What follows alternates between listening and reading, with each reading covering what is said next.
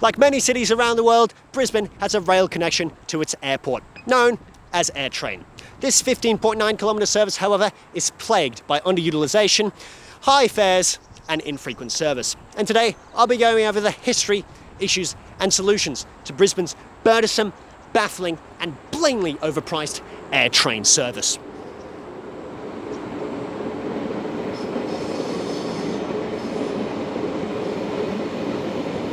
Right now, I'm standing at the Brisbane Airport, and behind me is the domestic airport train station. Now, in front of me is the domestic terminal itself, the namesake of the station. But in 1988, when the airport opened, things looked very different. There was certainly no train station, nor were there massive multi-storey car parks. There wasn't even a dedicated international terminal. But as Brisbane grew, so did the airport, and in 1995, the Goss Labor government called for expressions of interest to build a new rail line to the airport. In July of 1995, the Labor government was just barely beaten by Rob Borbidge and the coalition government who supported the project and called Airtrain CityLink Limited, a company solely created for the construction and operation of the airport line, as the preferred contractor. It wouldn't be until the 21st of April 1998 that a formal contract was signed in which the government entered a private-public partnership deal with the company.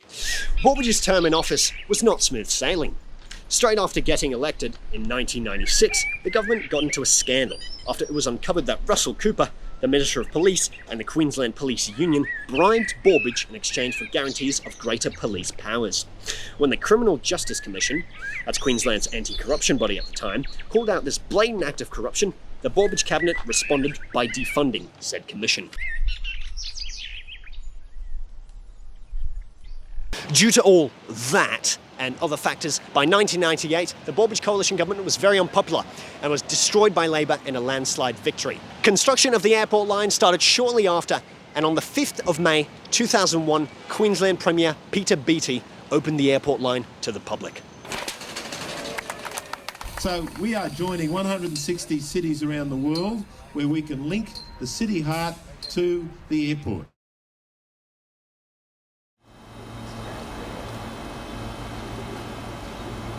The airport line branches off the main line just north of Eagle Junction Station, somewhere past that bend. While the actual line branches off here from the main line, most services from the airport continue down to Varsity Lakes, down at the Gold Coast, and vice versa, providing holidaymakers and tourists an easy way from the airport to the coast. After this, the line continues over SkyGate Road and past the old Tumble Shopping Centre, which is currently being demolished due to it being damaged during the 2022 floods. Walking 200 metres east onto Woodup Street, the construction of the rail viaduct can be seen here back in the year 2000.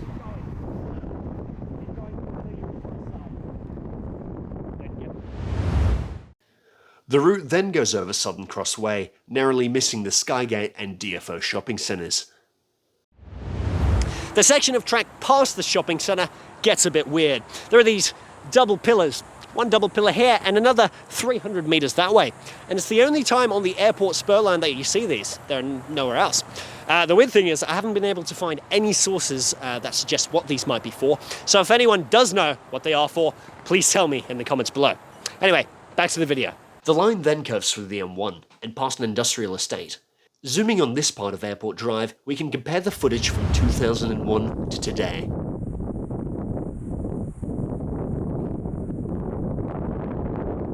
The line then finally links up with the international and domestic terminals. Welcome to the International Airport Station. This is a really nice station. First, it's located on an elevated viaduct, which I've only seen on the Springfield line, here on the QR network. So it's quite unusual. This means you get a bit of a view of everything around, which I really like. And then we have the massive structure, which takes you directly to the international terminal itself, providing a very direct and convenient route for passengers. Nice.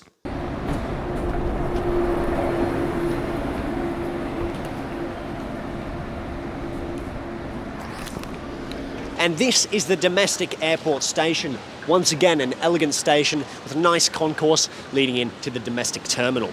And if you look really closely, you can actually see the Brisbane skyline.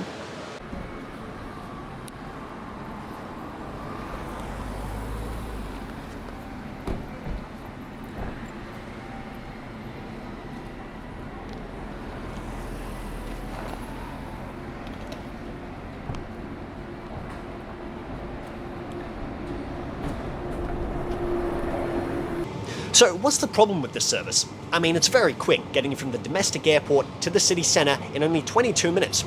That's quick, and it certainly beats driving. So the service isn't an issue here, although we'll get to that later. The issue lies in the top right corner.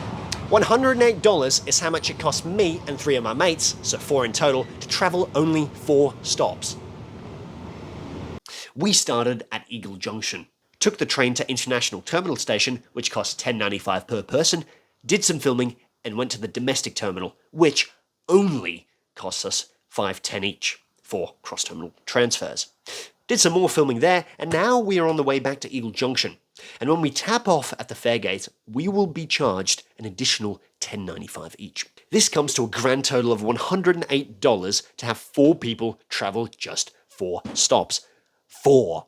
To make this worse, this is the discounted price under the previous Labour government's 50-cent fares initiative, meaning that before said initiative, the trip would cost us $195.60. Although the LNP recently announced that 50-cent fares would become permanent, the Airtrain fare slashes will not be part of the long-term deal and would rise to pre-50-cent fare prices. So, what gives? Why is the Airtrain service so expensive compared to the rest of the network? The answer is simple.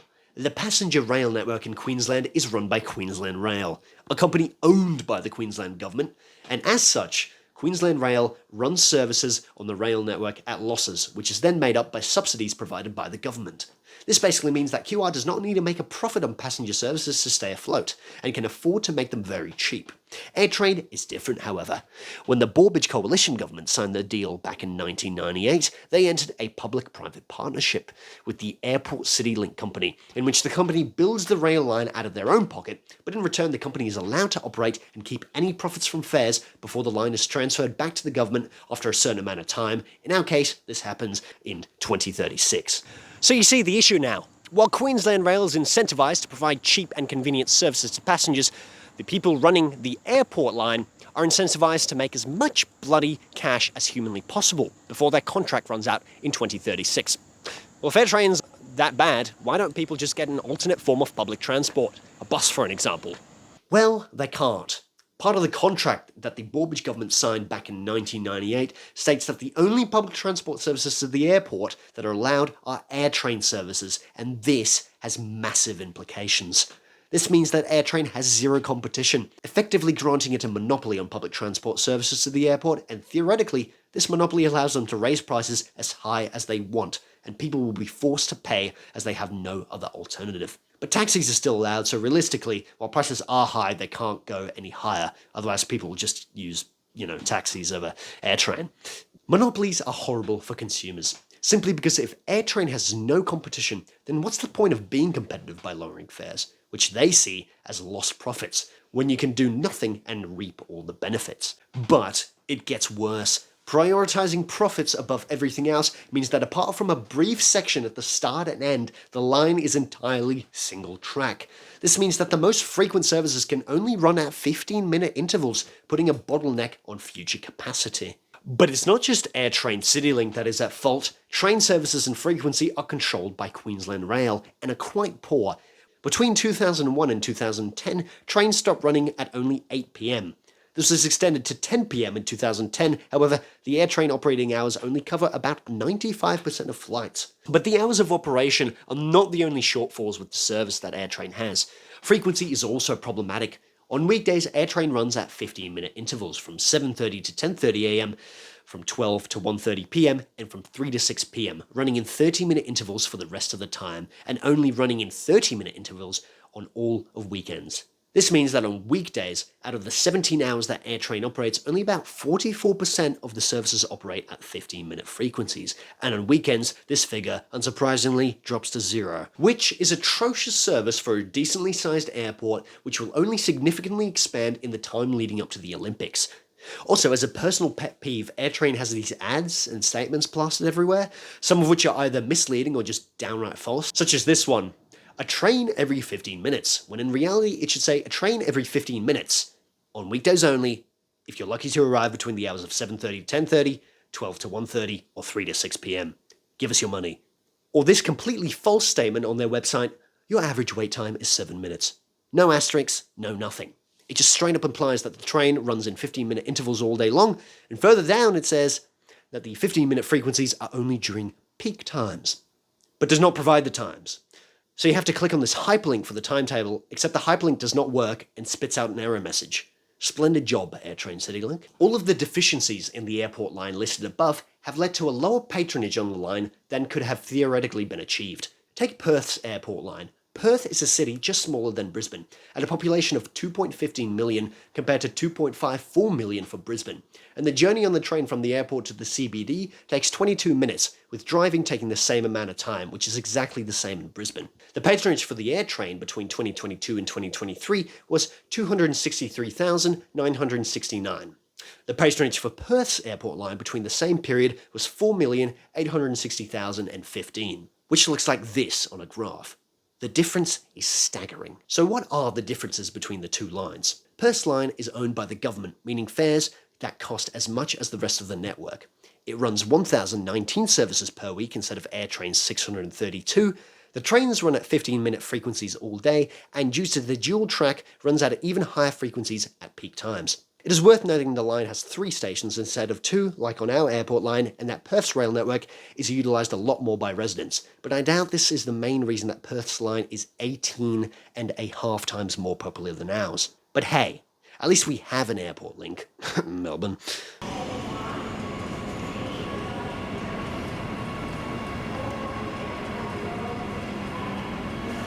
So what can we do to fix it? We have compiled a list of criteria in order of urgency to get this rail line back on track. 1. We must bring the line back into public ownership immediately so that fares can be brought down. Fare prices are everything. When 50-cent fares were introduced, the price of a weekly airport employee ticket was reduced from $43 to $21.50, and a one-way ticket was reduced from $21.50 to $10.95. This increased airport staff ridership by 69%, with a general ridership increase of 18%. So now imagine how popular the line would be if it cost 50 cents like the rest of the network.